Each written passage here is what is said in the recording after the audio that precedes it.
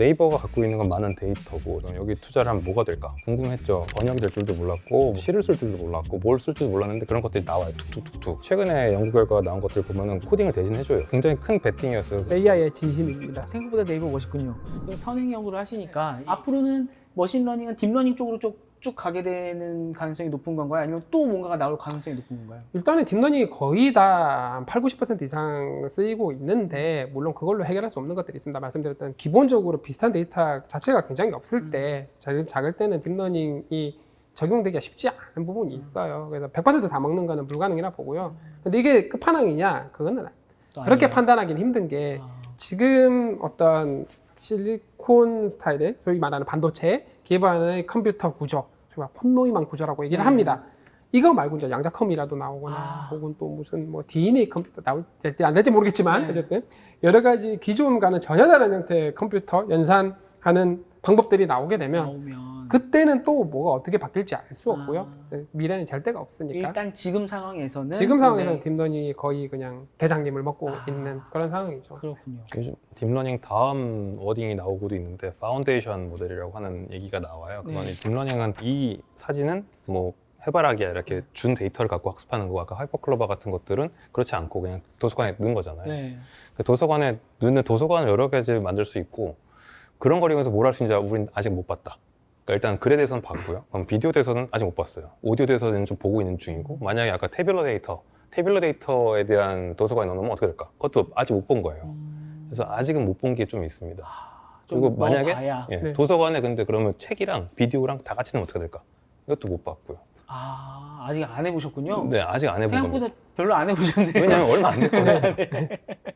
그래 본들 뭐 길어야 5년 이러니까요. 아까 강화학습 말씀해 주셨는데 또 이 단어 나오면 헷갈리는 게 뭐 지도학습, 뭐 네. 비지도학습, 강화학습 네. 나오면 또 거기서 포기하게 되거든요. 그럼 아까 얘기했던 거예요. 지도학습 옆에 그 쪽지기 선생님 있는 거고 도서관에 그냥 놓는 게 그냥 비지도학습. 알아서 바라보고. 비지도학습. 예. 그럼 비지도학습이 강화학습이랑 다릅니다. 달라요? 또? 전혀 다릅니다. 아, 강화학습의 결정적인 차이는 시간 개념이 들어갑니다. 그냥 지도학습은 문제 하나 주고 답 주고 외워. 문제 주고 네. 답 주고 외워. 이런 식이고요. 비지도학습은 답도 없고 문제만 주고 알아서 그냥 눈으로 보고 있는 눈으로 거죠. 보고 그냥 그럼 답이 나오는 눈으로 보면은 이런 문제들을 계속 보다 보니까 뭔가 패턴이 있는 것 네. 같아. 약간 이런 느낌이고 네. 강화학습은 시간 개념이 있어서 결국은 계속 이렇게 학습이 시간적으로 계속 진행되면은 나한테 돌아오는 이득을 최대화시키는 것. 시간 개념이 들어가죠. 네. 강화학습은 그 이득이라는 걸 사람이 다시 정의하게 돼 있어서 그 관점에서는 약간 지도학습이라고 볼 수 있고 최근에 또 강화학습 트렌드에 비지도학습 들어간 거 보면은 그 기보들 있잖아요. 네. 기보들 도서관에 넣어놓는 거예요. 네. 그래서 그걸 보게 하는 거죠. 네. 축구를 계속 보는 거죠. 네. 보다 보면은 저때 골 넣었더니 사람들이 좋아하네? 이런 걸 알잖아요. 나중에 사람을 좋아하게 하려면 어떻게 해야 되는가라고 알려주면 행동을 합니다. 그래서 실제적으로 지도학습, 비지도학습은 이렇게 쪼개지는 게 맞거든요. 경험적으로. 네. 근데 강화학습은 이렇게 약간 레벨이 차이가 다르긴 해요. 네. 그러면은 강화학습의 반대말은 뭐예요? 시간 개념이 들어가지 않아야 네. 되겠죠. 네. 그래서 원샷에 그냥 한 번에 푹 학습하는 것 정도가 되지 않을까 생각을 그런 합니다. 것도 있어요? 실제적으로 그냥 일반적인 지도학습, 비지도학습 같은 경우는 그런 식이죠. 한번 데이터를 쭉 보고 이렇게 도는데 학습을 하는 거 도는 것 자체가 하나의 사이클, 주어진 데이터에 대해서 하나에 대해서 보는 거지만 강화학습은 시간이 이번에 한번 학습을 하고 그 다음 그걸 보고 그러면 뭔가 행동을 하겠죠. 행동을 하면은 환경으로부터 주위로부터 다시 뭔가 이 피드백을 받게 됩니다. 피드백을 받으면서 보상이 올 수도 있고 안 올 수도 있지만 피드백 보고 그거 가지고 또 행동하고 또 피드백 받고 하는 과정이 있는데 지도학습이나 비도학습은 그런 형태는 아니죠. 그게, 주고받고가 아닙니다. 보상이라고 말씀하시는 게 이게 피드백의 과정이라고 보면 되는 네. 거군요. 그냥 기존의 방법은 그냥 데이터 자체가 통으로 준 다음에 그 안에서 뭐 맞나 틀리나를 계산을 하는 거지만 이거는 다르죠. 아까 강인공지능 잠깐 네. 말씀 나왔었는데 이게 강초가 있다고. 약인공지능은 딱 주어진 문제 거기에 대해서 되게 잘 푸는 인공지능들이고요. 강인공지능은 비슷한 문제들 하나 가르치면 비슷한 문제들에 대해서 다 잘 풀 수 있는 사람이 사실 하나 배우면 열을 아는 약간 그런 느낌이잖아요. 그래서 하나만 특정하게 잘 푸는 게 아니라 하나를 가르쳐 놨더니 굉장히 그 능력으로 굉장히 다양한 문제들을 스스로 적용하면서 풀 수 있는 해결할 수 있는 인공지능인데 도대체 초인공지능은 뭔가 봤더니 약간 이제 스카이넷 이런 느낌이 나오더라고요. 뭐 전지전능해서 모든 걸 다 알고 사람은 어쨌든 이렇게 제한된 캐파를 가지고 있으니까요. 세상 주제는 모든 사람이 가진 지능체를 모두 다 합한 것 플러스 뭐 이렇게 알려지지 않은 것들까지 다 알고 있는 어떤 인공지능을 가상을 해서 만들어 놓은 개념이 아닌가. 뭐 싱귤러리티 이런 얘기들, 뭐 네. 특이점이 온다 이런 네. 얘기들 있지 않습니까? 그런 거 관련해서 얘기를 적어 놓은 것 같습니다. 제가 볼 때는. 그러면 우리가 초인공지능을 하고 있어요라고 지금 말씀하시는 분은 거짓말일 가능성. 네. 일단 신고를 하시고요. 왜냐하면 네. 인공지능 어쨌든 머신러닝이라고 말씀 주셨고 네. 그 머신러닝 데이터에 기반한다는데 그거에 대한 데이터를 쌓은 기업이 없죠. 그러면 이 지금 인공지능 기술에 대해서도 좀 알아봐야 되는 게 아까 되게 다양한 분야가 있다고 말씀해 주셨으니까 그럼 어떤 분야가 있느냐라고 좀 여쭤봐야 될 것 같은데 일단 처음에 여쭤보고 싶은 게 제일 많이 보는 게 기사에서 자연어 처리거든요. 자연어 처리가 대체 뭐고 이게 왜 중요한지 솔직히 잘 모르겠어요. 왜 이렇게 중요한가요? 사실 인간 지적 활동에 거의 같은 거죠. 왜냐하면 사람이 지금 이메일로 모든 컴을 다 할 수 있잖아요. 근데 이메일로 컴하는 저쪽에 기계가 있을 때 똑같은 걸 할 수 있으면은 네. 그때 필요한 기술이 자연어 처리 기술이고. 사람의 일하는 방식, 살아가는 방식의 커뮤니케이션들이 다 언어를 기반으로 하잖아요. 언어를 이해하고 그다음에 그 언어를 바탕으로 뭔가 새로운 뭐 컨텐츠 같은 것들을 생성을 하고 하는데 그거가 관련된 모든 기술들이 그런 것들이 사실은 다 자연어, 소위 말하는 일반적인 발화죠. 뭐 굉장히 뭐라 어떤 수식으로 하는 게 아니잖아요. 사람들은 굉장히 편하게 얘기를 하는데 그 편하게 얘기를 하는 안에 들어있는 의미 같은 것들을 이해하고 그리고 실제로 사람이 표현하는 방식대로 글을 쓰고 하는 모든 기술 집합체를 자연어 처리라고 얘기를 합니다. 그 사람을 어떤 외딴 우주에 있는 다른 섬들에 다 보내놓고 어떤 커뮤니케이션 채널 하나로만 고르라고 할 때 그게 자연어일지 음성일지 뭐 뭘지 고르면은 당연히 글 하나를 남기는 게 나을 거고요. 그러면 어느 거부터 달성하는 게 우리가 원하는 인공지능 다다라는 길인가를 생각하면 자연어가 맞을 것 같고 가장 달성하기 어려울 거라고 생각했는데 최근에 나온 결과들이 너무 놀라운 수준인 겁니다. 그 자연어 안에 그냥 보는 글과 말하는 게 다 들어가는 건가요? 그럴 수 있죠. 네. 그럼 저희 초등학교 때 처음에 글이나 이런 거에 대해서 배울 때 초등학교 때 뭐 말하기, 쓰기, 그다음에 뭐 읽기 이런 과목들 그게 다 총합이 자연어라고 그쵸, 네, 그쵸. 네, 보면 맞습니다. 글, 예, 말, 글. 말그 전부 다. 그거가 잘 돼야 뭐 그쵸. 다른 게 되겠군요. 체육을 먼저 하는데 말을 못 하는 그러니까 말을 하고 체육하고 말을 할지 음악하고 체육하고 글하고 음악할지 생각해보면 좀 생각이 나요. 그래서 자연어 처리가 중요하군요. 그러면 이 자연어 처리 말고 또 중요한 것들 뭐 있어요? 뭐 음성 인식도 또 다른 건가요? 그 안에 들어가나요? 사실은 음성인식은 큰 범위에서 자연어 처리랑 연관이 되고요. 다만 음성은 결국은 신호잖아요. 음성 신호니까 음성 신호를 어떻게 패턴을 추출해서 자연어로 표현될 수도 있고 음성 언어로 표현될 수도 있죠. 그 의미를 이해를 할 것인가 관점에서 봤을 때 음성인식은 의미를 이해를 해야 되는데 글로 써져 있는 게 아니라 음성 신호로 표현된 것들에 대한 의미를 이해하는 것. 그 기술을 음성인식이라고 얘기를 합니다.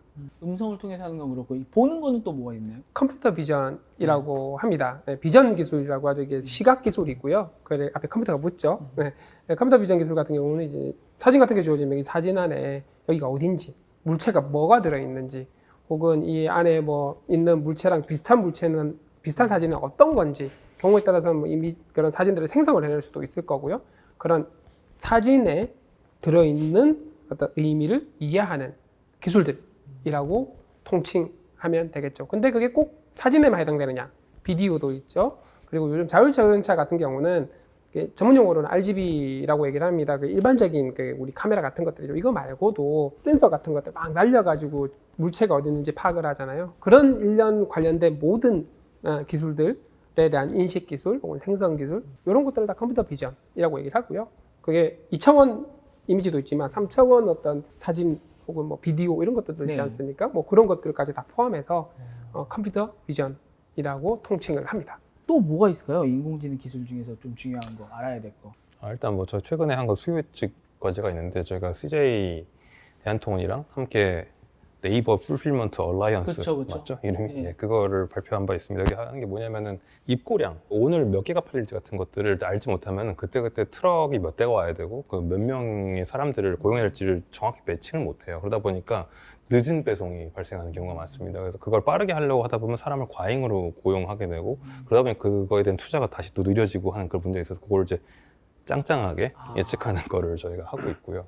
그런 걸 하기 위해서는 네이버에 일어나고 있는 여러 가지 마케팅 활동들을 저희가 AI를 통해서 보고 있고 그리고 과거에 이때쯤에 뭐 시즈널하게 이렇게 팔리더라라는 것들을 봐가지고 그 두 개가 갖고 보여드렸더니 기존까지는 원래 사람의 감에 의존해서 하고 있다가 이제는 전적으로 AI에 의존해서 진행하겠다고 발표하고 계시고 있고 이제 그렇게 진행이 되고 있는 게 하나 있고요. 또 하나는 제가 사고 있는 물건 패턴이나 제가 뭐 검색하는 상품들 좋아하는 상품들 보면은 제가 뭐에 관심 있는지 알잖아요. 네.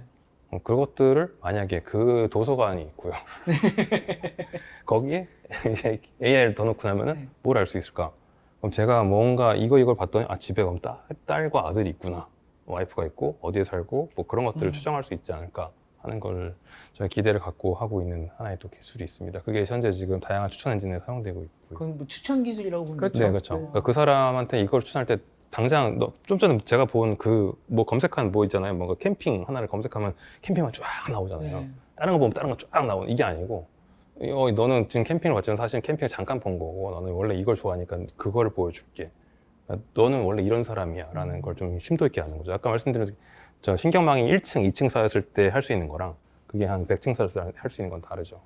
그러니까 내가 하나를 뭘 했더라도 그것 따라서 아이고 그런 얘기 있잖아요. 저 웹사이트에 뭐 하나 잘못 눌렀더니 페이스북이 날 이상하게 하라. 뭐 이런 그렇죠. 네. 네. 그, 그게 왜 그거는- 그러냐면은 네. 일반화의 오류를 범할 수 있는 인공지능을 쓰고 있기 때문에 그게 낮은 거예요. 네. 보통 지금 추천해 쓰는 것들은 넓고 얕은 걸 쓰거든요. 넓은 걸 쓰는 이유는 제품에 대한 이해가 없이 제품 번호 1번, 2번, 3번 해서 1억 번까지랑 그 사용자 1번부터 1억 번까지를 큰 행렬로 보고 너무 크다 보니까 이해는 높이지 않아요. 그냥 사용자 1번이 이걸 봤었고 1번이 1번과 2번 상품을 봤으면은 2번 상품을 본 사람은 다시 1번을 볼 거야 라고 이렇게 그냥 섣부르게 하는 것들이 현재 추천 기술입니다. 지금 좀 똑똑한 AI는 저를 좀 덜 오해하겠네요. 그렇죠. 네, 네. 뭐 한번 뭐 클릭 실수할 네. 수도 있지. 약간 네. 이렇게 되는 거죠.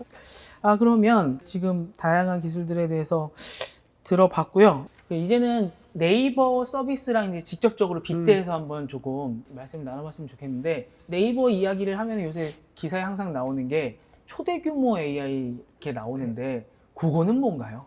초대규모. 그럼 도대체 크다는 거잖아요. 네. 뭐가? 뭐가 크냐? 그러니까요. 네, 궁금하잖아요. 보통 AI 바닥에서 크다는 세 가지 정도로 요약이 됩니다. 첫 번째는 모델이 크다라는 얘기를 하는데 그럼 도대체 모델이 큰 건 무슨 개념이냐? 네. 인공지능망으로 다시 돌아가겠습니다. 인공지능망이 어떻게 생겨먹었냐면은 일단 정보를 저장하는 개별 단위가 있습니다. 정보가 조금씩 저장이 돼요. 우리처럼 사진 하나, 물체 하나 통째로 저장되는 건 아니고요.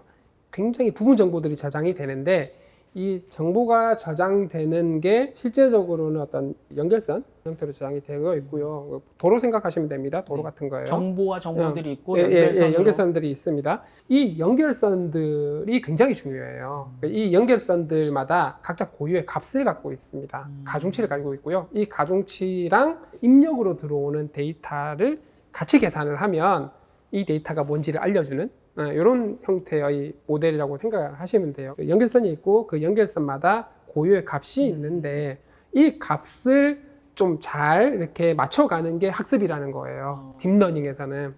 그럼 이 연결선들 말씀해 주셨잖아요. 이 연결선의 개수가 연결선 하나가 파라미터라고 얘기를 합니다. 그 연결선이 파라미터다. 네. 기사에서 파라미터 많이 봤거든요. 그 연결선의 파라미터고요. 이 연결선의 개수가 엄청 많다라는 뜻이 모델이 크다라는 얘기가 됩니다. 이 연결선의 개수가 100만 개일 수도 있고 1000만 개일 수도 있고 1억 개일 수도 있는데 하이퍼클로버 같은 경우는 그게 2000억 개, 2050억 개입니까? 2040억 개입니까? 예. 2040 몇 억 개쯤 될 거예요. 가장 큰 모델이. 그리고 서비스에 지금 적용되고 있는 게 한 820억 개 정도 됩니다. 굉장히 크죠. 원래는 딱 2, 3년 전만 해도 어떤 모델이 쓰였냐? 5천만, 뭐 2,500만 정도 되는 게 이미지 인식, 사진 인식에서 많이 쓰였고, 그 다음에 좀 크게 자연어 처리에서 좀 이렇게 굉장히 사람들을 놀라게 한 벌트라는 모델이 있는데 그게 한 1억 2천만 개 정도였는데 지금 수백억, 그냥 수백억 기본이다 보니까 모델 크기 엄청 커졌네 라고 얘기를 하는 거고요. 두 번째는 모델이 커지니까 당연히 데이터 많이 넣어야 되겠죠. 네. 학습하는 데이터의 양입니다. 데이터의 양이 학습적 데이터의 양이 엄청 많이 커지게 됩니다. 그런 과정에서 초대규모 단어 하나. 그러면 모델도 커졌죠. 데이터도 엄청 많이 늘었죠. 그럼 학습시키는 인프라 당연히 커져야 되겠죠.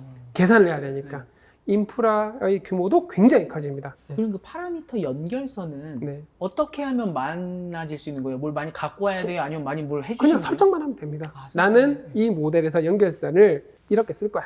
10억 개 쓸 거야를 디자인을 하면 되는데 보통 어떻게 하냐면은 층을 몇 층 쌓을 거냐랑 그다음에 한 층에 몇 개의 연결선 넣을 거냐를 설정을 할 수가 있어요. 그 층은 아까 말씀해 주셨던 그 네. 해바라기를 90개 각도로 볼 수 있는 그 층이라고 보면 예, 될까요? 맞습니다. 동일한 겁니다. 네. 아.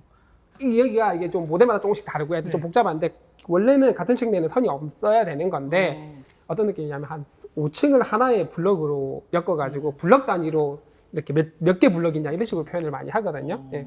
예, 그래서 블럭 내에서는 선이 또 있고요.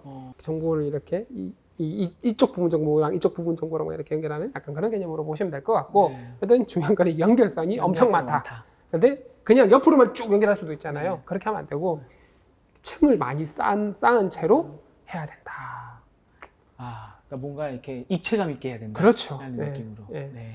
그렇게 굉장히 크기가 커지는 세 개가 다 크기가 커지는 걸 초대규모 AI라고 얘기를 합니다. 아, 그거 좀 말씀드리면 왜 그러면은 그렇게 간단한 거를 이제 하게 됐냐 말씀드린 게 그 지도학습이 보통 원래 하던 거예요. 그러니까 네. 도서관을 크게 키우려 그러면은 책을 다 일일이 써줬어야 돼요. 아, 그냥 모아서 하는 게 아니고. 근데 비지도학습은 그럴 필요 없고 그냥 책 그냥 나 원래 있는 거 그냥 갖다 넣으면 되는 거죠. 네. 근데 그 만약에 이게 선결되기 전에는 큰 모델을 아무리 갖다 놔봐야 그 도서관이 작으니까 그 안에 큰 로봇이 들어가봐야 뭐 그렇잖아요. 볼 게 없어요. 그러니까 아까 연결선이라고 말씀하신 그것들을 다 채우질 못해요, 데이터를. 그래서 이게 무한히 채워질 수 있는 데이터가 무한한 도서관이 필요하고 그럼 무한히 큰 걸 넣으면 어떤 일이 날까? 에 대한 연구가 있었는데 스케일링 로즈라는 연구인데 했더니 무한히 좋아지더라. 오, 그 연구가 나온 거죠. 그래서 저희는 다다익선이군요. 네네. 그렇게 되니까 저희는 엔터프라이즈니까 이거다 하게 된 거. 그 전까지는 저희도 지도학습 위주로 하고 있었고 하다 보니까 비용이 많이 들어요. 네. 그러니까 비용이 많이 드니까 데이터를 많이 못 넣고 데이터를 많이 못 넣으니까 능력이 별로 안 좋은 거예요. 층이 낮게 되죠. 낮으니까 실망을 하고 실망하니까 투자가 적어지고 근데 반대로 이걸 다 거꾸로 풀어버릴 수 있게 된 걸 알게 된 거죠. 그래서 저희가 그래서 슈퍼컴퓨터라고 큰 이 도서관만한 컴퓨터를 사고 그래서 그걸 구축을 하고 그 다음에 데이터도 원래 갖고 있는 거 다 풀어놓고 돌렸더니 되게 놀라운 게 나오기 시작하는 겁니다. 모델 크기 밖의 크기입니다. 네. 그러면 밥이 아무리 많아도 밥그릇 크기가 적으면 이거밖에 못 넣잖아요. 네. 더 넣어봐야 어, 얘가 이거밖에 못 담습니다. 반대로 밥그릇이 엄청 큰데 밥이 이만큼밖에 없어요. 네. 데이터입니다. 할 수 있는 게 별로 없고 뭐 밥이 이만큼밖에 없죠. 밥그릇이 아무리 커도 둘 다 커야 됩니다. 갑자기 비유 욕심이 들기 시작해요. 밥그릇도 커야 되고 밥도 커야 되고 그럼 속도 커야죠. 속도 커야 됩니다. 네. 그 속에 선반을 잘 만들어줬다고 보면 돼요. 층과 이 연결선들은요. 그래서 네, 그거를 되게 잘 설계하는 게 중요하고요. 요즘은 그것조차도 AI가 하는 연구들이 많이 이런 선 연결을 AI가 하는 그러니까 연구들이 지금 많이 전반적으로 나오고 알려져 있는 건 사람이 간섭하던 것들을 뺄수록 더 잘 돼요. 아, 아까 그 쪽지게 선생님이 빠질수록 잘 되는 거랑 똑같고 네. 그러니까 뭔가 사람의 의견이 들어가면 들어갈수록 잘 안 돼요. 일단 쪽지게 선생님이 빠지려면 조건이 데이터가 엄청 많아요. 아, 똑같이 쪽지게 선생님이 100문제, 나도 100문제만 풀면은 안 되고요. 아, 쪽지게 선생님이 빠지는 대신 문제를 한 10만 문제 정도는 풀어줘야 내가 좀 하는구나 이렇게 되는 거죠. 그러니까 쪽집게 선생님이 쪽집게 선생님 되려고 공부 되게 많이 하셨을 거 아니에요. 그렇죠. 이 사람이 쪽집게 선생님 되는 것보다 더 많은 데이터를 주면은 얘는 쪽집게 선생을 너무 이렇게 능가할 넘어서는 수 거군요. 있죠. 캡이 쪽집게 선생에 딱 제한이 걸리잖아요. 쪽집게 선생한테 네네. 배우면 여기는 제한 없이 더 많이 더 갈 수 많이 있죠. 주면 이해가 됩니다. 그렇군요. 그 작년에 GPT-3라고 이 자연어 처리 기술 관련해 갖고 막 시끄러운데 잘 못 알아들었습니다, 솔직히. 그 의미가 무엇이고 이 네이버가 GPT-3보다 훨씬 더 고도화됐다 이렇게 뭐 이해해도 되는지 모르겠지만 그런 또 기사도 봤거든요. 그거 좀 설명 좀 해주실 수 있으실까요? GPT-3가 밝혀낸 거는 사실 많은 AI 연구자들이 궁금은 했는데 하지 못했던 영역이거든요. 워낙 쩐이 많이 들어가는 일입니다. 근데 모델 크기를 굉장히 키우는데 크면은 좋은 거는 어느 정도 감은 있었지만 워낙 시간과 돈과 사람이 많이 들어가니라 못했던 건데 그쪽에서 연구 결과를 공유를 하면서 모델을 굉장히 키워놓고 데이터를 엄청 많이 넣어봤더니 지금까지 우리가 상상하지 못했던 AI가 할 수 없었던 기능들이 제공이 되기 시작하는 거예요. 아. 당연히 이런 건 당연히 안 될 거야라고 생각했던 것들이 되기 시작한단 말이죠. 어떻게 했더니 모델을 키우고 데이터를 많이 넣어서 학습을 시켰더니 그런 의미에서 굉장히 큰 임팩트를 줬는데 문제는 영어예요. 아. 데이터가 92%가 영어입니다. 그 외에 뭐 스페인어도 있고 독일어도 있고 되게 많고 한국어는 0.016%입니다. 한국어 결과가 안 만들어져요. 아. 그러니까 우리나라 분들 입장에서 보면은 영어로 보면 감흥이 없는 거예요. 그쵸, 그쵸. 그래서 우리나라에서는 연구자분들은 되게 충격을 많이 받았지만 일반인 분들이 입장에서 봤을 때는 뭐 약간 이런 느낌이었어요. 내가 뭔가 바뀌는데? 네. 내가 바뀌는 게 별로 네. 없으니까 나한테 도움 주는 게 네. 실제로 별로 없으니까. 근데 이제 그거를 바라보고 저희는 AI 연구 개발을 하는 사람들이니까 이제 판단을 해서 이거는 세상을 바꿀 기술이다라고 판단하게 됐고요. 일단 GPT-2 아키텍처를 그대로 간 게 3고 아까 음. 말씀드린 그 모델을 키우고 데이터를 키우면 어떻게 될까를 보여줬어요. 그래서 저희는 그걸 봤고 그러면 네이버가 갖고 있는 건 많은 데이터고 저희도 자본력은 있으니까 그럼 여기 투자를 하면 뭐가 될까 궁금했죠. 근데 최근에 연구 결과가 나온 것들 보면은 거기 다른 데이터 다 빼고 GitHub라는 사이트에 있는 네. 코드들을 넣으면 뭐가 될까 했더니 코드를 대신 짜줍니다. 그래서 이제 코딩을 대신 해줘요. 네. 뭐 아직 완벽하진 않은데 그래도 어느 정도 됩니다. 네. 그러니까 넣는 것 따라 능력이 나오는 거예요. 그리고 어. 아까 말씀 주셨지만 넣는 거를 넣을 때 생각했던 기대했던 능력이 아닌 능력도 같이 덩달아 나와요. 아, 그러면 하이퍼클로바 같은 경우도 사투리도 되고 뭐 드라마도 되고 네, 이러는 생각한 것처럼 적이 없어요. 그러니까 뭐 번역이 될 줄도 몰랐고 네. 뭐 시를 쓸 줄도 몰랐고 뭘 쓸 줄도 몰랐는데 그런 것들이 나와요. 툭툭툭툭. 어. 근데 모델이 커질수록 되는 거죠. 어. 네이버에 있는 데이터가 뭔가를 생각해 보면은 우리의 삶이에요, 그냥. 네. 그러니까 블로그, 지식인 뭐 이런 데서 우리가 지불카라고 하는 거기서 했던 얘기들을 하니까 그러면은 옆에 있는 어떤 친구나 아저씨한테 물어봤을 때 나올 만한 답들이 나오는 거죠. 그럼 우리의 삶을 꽉꽉 채워줄 수 있는. 생각해 보면 지식인을 뭐 질문하면 답을 해주시지 않아요, 사람들이. 네. 근데 하이퍼클럽도 할 수 있어요. 저희는 이제 알파 시리즈만 알고 있으니까 바둑 잘 두는 거 하려고 그랬더니 알고 보니까 현자가 되셔서 이제 우리의 삶을 밝혀주시는 그런 아, 예. 기능이 나오고 있는 거군요. 그러니까 저희는 그걸 집단지성. 네. 그러니까 집단지성을 보통 민주주의가 구현하려고 하는데 인공지능한테 우리의 데이터를 다 넣어줬고 우리가 어떻게 생각하는지 보여준 거죠. 그렇게 해서 하이퍼클로바가 그러면은 배경이 되는 게 GPT-3를 보시고 이렇게 하시게 된 거라고 보면 될까요? 네네. 네, 맞습니다. 그렇게 해서 어떻게 되고 예. 있는 거예요? 그래서 굉장히 큰 베팅이었어요. 그 사실 저희가 시작할 때는 말씀드린 스케일링 로즈라는 연구가 나오기 전이고요. 그래서 이 가능성에 대해서도 영국에서도 이제 반신반의. 근데 지금 들어가겠다라고 원래 그 저희 의사결정권자님들께 말씀을 드렸는데 되게 일주일 만에 결정을 해주셨어요. 어. 그 정도는 뭐 우리 해야지. 오. 그래서 좀 놀랐고. 생각보다 네이버 멋있군요. 아, 예. 네. 그래서 AI의 진심입니다. 저희가 아마 전 세계에서 두 번째 오픈 AI 다음으로 바로 그거를 입으로한 회사고 전 세계에도 현재 지금 몇 군데 없어요. 어. 그걸 갖고 있는 몇 안 되는 나라기도 합니다. 하이퍼클로바가 이미 적용돼 있는 분야도 있나요? 네, 네이버 서비스에 적용이 돼 있습니다. 어떤 게 되고 있어요? 검색에서 좀 더 검색 결과를 사실 이 입력을 잘해야지 검색 결과가 잘 나오지 네. 않습니까? 이런 것들을 좀 더 양질의 검색 결과가 나올 수 있도록 하는 부분에 적용이 되어 있고요. 쇼핑 쪽에 좀 많이 되어 있는데 아까 말씀드렸던 그 타이틀이 네. 있고 그리고 쇼핑을 해보면 많은 사용자분들이 리뷰를 달아주십니다. 너무 많아서 보기가 힘들잖아요. 네, 네. 그거를 항목별로 뭐 요약을 하이퍼클로바가 해줍니다. 아. 하이퍼클로바가 한 요약 해가지고 뭐 품질 이거 배송 이거 이런 식으로 탁탁 네. 그런 기능도 서비스도 들어가 있고요. 그 원래 저희가 지도학습이라고 하는 그 학습 방법론으로 만들어져 있는 저희 챗봇 시스템이 있어요. 네. 전화 대신 받아주고 하는 것도 그걸로 네. 만드는데 그거를 만들기 위한 데이터를 만드는데 하이퍼클로바가 적용됩니다. 그래서 데이터를 만드는 걸 하이퍼클로바가 해줘요. 아, 걔가 글을 쓸 줄 아니까요? 쪽집게 네. 선생님이 하이퍼클로바. 아, 선생님이 돼버렸군요, 얘가. 네.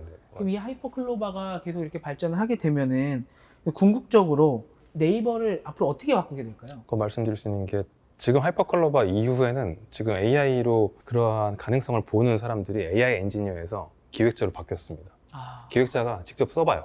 네. 그 기능 되는 걸 확인합니다. 그리고 구현해달라고 요청을 하죠. 아. 굉장히 달라요. 그러니까 이런 거 돼요? 라고 물어보던 분들이 네. 되는데 어떻게 하면 더 잘해요? 라고 지금 이게 바뀌었어요. 어. 그러니까 업무를 하시는 주체가 바뀌었습니다. 누구나 기본적인 AI 프로그램을 만들 수가 있는 거예요. 적어도 이렇게 약간 시제품 같은 거는. 그럼 그걸 보고 이제 사실 서비스는 그거보다 훨씬 더 잘 만들어야 되니까 네. 그때는 AI 엔지니어, 소프트웨어 엔지니어 분들이 함께 만들면 되는 거고요. 예전에는 그조차도 소프트웨어 엔지니어, AI 엔지니어들이 붙어가지고 뭘 시제품을 만들었어야 되는데 그럴 필요가 없어진 거죠. 개발 방법 자체가 바뀌게 되는 거죠. 그 이런 느낌이네요. 저희가 이런 것 좀 개발해 주실 수 있어요? 그럼 예전에는 개발자단에서 아니 그거 못해요. 뭐 한 3년 걸려요. 라고 하면은 이제 하이퍼클로바에서 되던데요? 라고 하면 네. 이제 그러면 사실 됩니다. 두 달만. 이것들을 지금 개발단에서 좀 설명을 해주셨는데 지금 사용자 말씀도 해주셨으니까 이 하이퍼클로바가 원하시는 지금 상상하시는 정도까지 수준으로 갔을 때 사용자 입장에서 일반 사용자 입장, 그다음에 또 네이버에서는 소상공인들도 많이 네네. 계시고 하니까 또 판매하시는 소상공인분들도 계시고, 그다음에 또 네이버를 활용해서 네이버 웹툰도 있고 창작자도 있으시잖아요. 이런 그 다양한 측면에서 어떤 좀 변화가 있을지 한번 좀 희망을 심어주시죠. 일단 그 사용자 입장에서는 스피커가 되게 불만족스러운 분들이 많으실 거예요. 굉장히 똑똑한 스피커가 나오게 될 것 같아요. 잘 적용이 된다면. 그리고 저희 소상공인들, 특히 쇼핑의 셀러분들 입장에서는 지금은 텍스트 중심으로 되어 있지만 이제 좀 이미지나 비디오 같은 것들까지 학습하고 또 생성을 해낼 수 있다면 뭐 라방 같은 것도 하시기도 하고 그다음에 어쨌든 페이지에 올려야 되잖아요. 네. 페이지에 올릴 때 훨씬 더 편하게 되게 쉽게 본인들의 상품을 훨씬 더 이쁘게 잘 디스플레이하고 하는 컨텐츠들을 훨씬 더 쉽게 만들 수 있을 거거든요. 그런 쪽에 활용될 수 있을 거고, 그리고 이제 크리에이터들, 인플루언서 분들 마찬가지겠죠. 유튜브 하나 올리려고 하면은 촬영하고 편집 한 5시간, 6시간 하는데 그 시간이 확 줄어들게 되면 이분들이 5시간짜리 편집을 30분 만에 하고 놀러 가실 게 아니잖아요. 30분짜리 훨씬 더 많이 만들겠지. 그러면 양질의 컨텐츠가 훨씬 더 많이 만들어지면은 사용자들 입장에서 볼 게 더 많이 늘어나는 거예요. 이런 선순환 구조가 만들어지지 않을까라고 생각을 합니다. 저희 일단 기본적으로 지향하고 있는 건 노코드 AI라는 걸 지향하고 있어요. 그래서 코딩을 못해도 AI를 할 수 있다. AI를 할 수 있다는 건 뭘 의미하냐면 전문가한테 의뢰를 했을 때 얻을 수 있는 그 결과를 나도 그냥 누구한테 말하지 않고 얻을 수 있다. 그 상황에 대한 아까 말씀하신 대로 나의 여유 시간이 많이 생기고, 또 저 사이트, 저 스마트 스토어는 되게 뭔가 이쁘게 잘 팔고 있는 것 같은데 나도 그렇게 할 수 있게 되는 거고요. 그리고 사람마다 좀 다르게 접근하고 싶은데 손이 없잖아요. 그 손이 생기게 되는 거죠. 그러면 정리하는 멘트로요.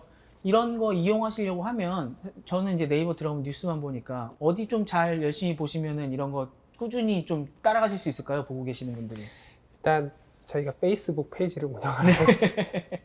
네, 페이스북 네이버 클로버가 있고 네이버 클로버 AI 리서치가 있는데, 기술 연구 관점에서 조금 더 깊이 있게 보고 싶다라고 생각하시면 페이스북 클로버 AI 리서치 페이지를 참조하시면 되고, 제품이나 서비스 관점에서 좀 더 빨리 정보를 받고 싶다 그러면 네이버 클로버 페이지를 팔로우 하시면 정보를 굉장히 빠르게 확인하실 수가 있습니다. 그래서 뭐 베타 서비스 이런 것도 거기서 또 이용하실 수 있는 거죠. 오픈 베타 같은 것들이 나오면 보통 링크를 거기다 달아드려요. 여기 클릭하시면 이게 있어요, 이런 것들이. 네. 아마 저희 하게 되면 네이버의 배너에서 보실 수 있어요. 거한 거는. 네. 네이버 배너 광고만 있는 게 아니니까요. 한번 더 유심히 보시고요. 오늘 이 AI에 대해서 한번 티타임즈에서 포문을 열어봤습니다. 다음번에 좀 더 이렇게 깊은 이야기를 여쭤볼 수 있는 그런 기회를 잡을 수 있으면 좋겠습니다. 오늘 이렇게 긴 시간 동안 시간 내주셔서 너무 감사드리고요. 네이버가 아까 말씀하셨던 것처럼 전 세계에 이제는 뒤처지지 않는 우리 한국이 될 수 있도록 자신 있으시죠? 저희는 경험이 있잖아요. IT 붐 때. 네. 다시 한번 하면 됩니다. 시청하시는 분들이 저희와 함께 해주시면 더 자신감이 많이 붙을 것 같습니다. 어떻게 함께 하나요? 네. 클로버 하이폰 잡스 at navercorp.com 지원하라고요? 지원해 주시면 됩니다. 그리고 많이 써주시면 더 좋고요. 감사합니다. 그렇네요. 예, 지원도 많이 해주시고 많이 써주시고 또 티타임즈 계속 봐주시면 또 열심히 저희도 다뤄보도록 하겠습니다. 오늘 긴 시간 동안 감사드립니다. 감사합니다.